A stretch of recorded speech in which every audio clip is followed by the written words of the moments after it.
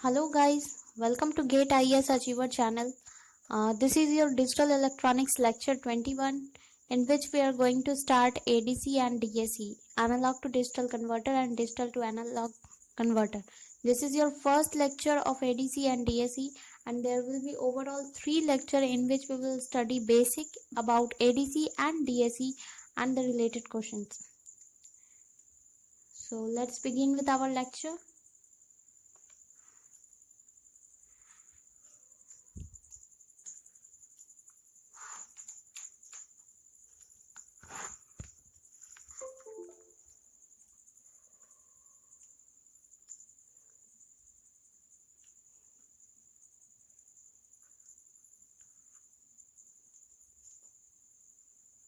ये है आपका एडीसी और एडी और DA converter. AD means analog to digital converter, जिसमें कि आपका इनपुट एनालॉग इन नेचर होता है, जिसका वोल्टेज मैंने वीए दिया है और इसका आउटपुट क्या है, binary form. Binary form means 10 form और डिजिटल फॉर्म। ठीक है, तो ये हुआ आपका ADC, analog to digital converter. यहाँ बीच में आपका सर्किट है, वो क्लोज सर्किट है वो। ठीक है, अब now DA converter. DA means digital to analog converter, जहाँ पे इनपुट आपका बाइनरी होगा 10 form decimal value and output आपका वीए के फॉर्म में, मीन्स एनालॉग वोल्टेज है जिसका voltage highest voltage plus VA to minus VA. ठीक है, तो ये आपका कन्वर्टर है।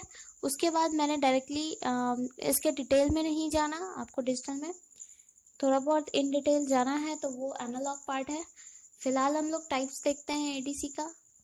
तो एडीसी के 4 टाइप्स होते हैं आपको और डीएसी के आपके 2 टाइप्स होते हैं।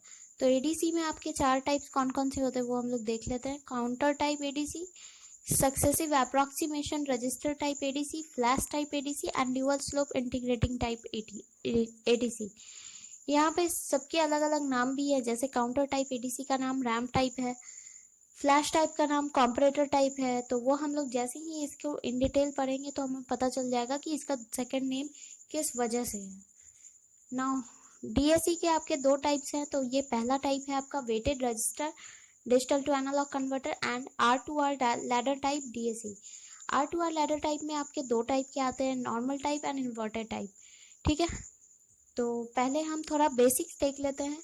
ये आपके बेसिक का पार्ट था। कुछ पैरामीटर्स हैं जिनमें हमारे एडीसी और डीएसी पे क्वेश्चंस पूछे जाते हैं गेट एग्जाम में, बेसिकली गेट एग्जाम में।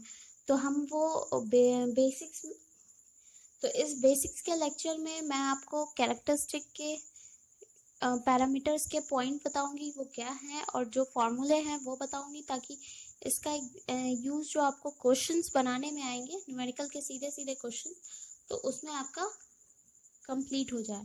ठीक है, तो कैरेक्टरिस्टिक देख लेते हैं हम लोग। ये 5 कैरेक्टरिस्टिक हैं जो कि एडीसी और डीएसी दोनों में ही यूज होते हैं। तो फर्स्ट कैरेक्टरिस्टिक है आपका रिजोल्यूशन, जिसको हम लोग आर से डिनोट करते हैं। एनालॉग का आउटपुट वोल्टेज, जब वीए या वी से सिंपली डोनेट कर सकते हो। वीएफएस या IFS, IFS is for full scale current and VSS is full scale voltage. फिर नेक्स्ट है percentage resolution and fifth one is error या फिर एक्यूरेसी। ठीक है, एरर और एक्यूरेसी दोनों सेम नहीं है, ये पैरामीटर्स हैं। ठीक है, तो ये मैंने एक डायरेक्टली एक टेबल बनाया है जिसमें डीएसी और एडीसी के फॉर्मूला इन पैरामीटर्स के बेसिस पे मैंने डिफरेंशिएट करके लिख दिया है। तो रिजोल्यूशन, जब इनपुट आपका बाइनरी फॉर्म में हो, बाइनरी मीन्स 10 फॉर्म में। अब आप कहोगे कि इनपुट तो बाइनरी फॉर्म में ही होगा, दूसरे फॉर्म में क्या हो सकता है? तो दूसरा फॉर्म आपका इनपुट बीसीडी के क्वेश्चंस में दे सकता है। ठीक है, क्वेश्चंस में आपको मेंशन रहेगा कि अगर इनपुट बी से डी में है तो आपका रिजोल्यूशन का फॉर्मूला ये हो जाएगा, V R upon 10 to the power n by 4 minus 1। V R आपका क्या है? वी आर आपका रेफरेंस वोल्टेज है, रेफरेंस वोल्टेज जो हम एक पर्टिकुलर वोल्टेज लेके चलते हैं सर्किट में। ठीक है, तो ये रेफरेंस वोल्टेज आपको मेंशन होगा क्वेश्चन में। और अगर आपका इनपुट बाइनरी है तो रेजोल्यूशन का फॉर्मूला डीएसी में हो जाता है V R upon 2 to the power n minus 1। n is for number of binary bits. और एडीसी की बात करें तो वी रेंज अपॉन 2 का power n minus 1। V range क्या होगा? V maximum minus V minimum. ठीक है, उसके बाद हम बात करते हैं एनालॉग आउटपुट वोल्टेज या करंट के फॉर्म में। तो वोल्टेज, अगर वोल्टेज का पूछेगा तो V is equal to resolution into decimal value. D stands for decimal value.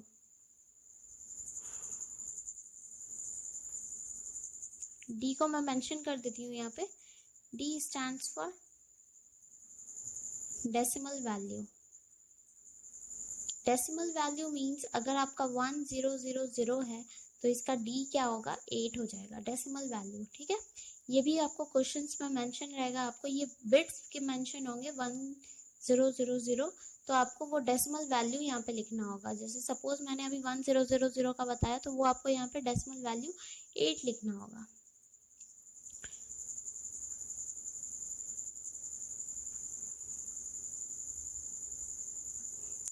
तो V अगर एनालॉग आउटपुट वोल्टेज के बारे में बोलेगा तो V is equal to resolution into gain decimal value करोगे, और अगर I बोलेगा तो भी आपका रेजोल्यूशन इंटू D होगा। ठीक है, डेसिमल वैल्यू। तो अब फुल स्केल की बात करेंगे तो full scale VFS is equal to resolution into D maximum होता है। ठीक है, इसको मैंने VR इसलिए लिखा है क्योंकि V reference V full scale के इक्वल हो सकता है अगर आपका कोई एरर ना हो। ठीक है, आइडियल कंडीशन। यहाँ पे VFS अगर फुल स्केल की बात करेगा तो ये आपको ध्यान देना है कि डेसिमल का मैक्सिमम वैल्यू लेना है। ठीक है, परसेंटेज रिजोल्यूशन की बात आई तो उसका फॉर्मूला होता है R/VFS इंटू 100। अगर इस रेजोल्यूशन का फॉर्मूला पूरा तोड़ोगे, VR/2n-1 और VFS आपका VR के इक्वल होगा, तो आपका कैंसिल आउट करके ये बचेगा 100/2n-1। The same thing is in the case of ADC also. Now error की बात करें तो एरर हमेशा आपका रिजोल्यूशन से कम या इक्वल होना चाहिए। Ideal case is equal to, but error हमेशा रिजोल्यूशन से कम होना चाहिए in both condition. Dynamic range की बात करें तो डायनेमिक रेंज आपका एनालॉग वाले में एक फॉर्मूला आता है 6n + 1.8 dB। ठीक है, DAC में कोई फार्मूला नहीं है इसका। एक और चीज है,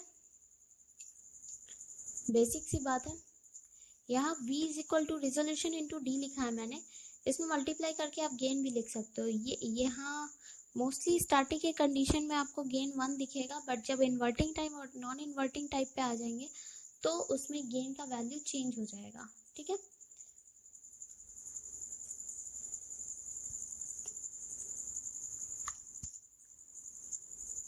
तो ये था आपका बेसिक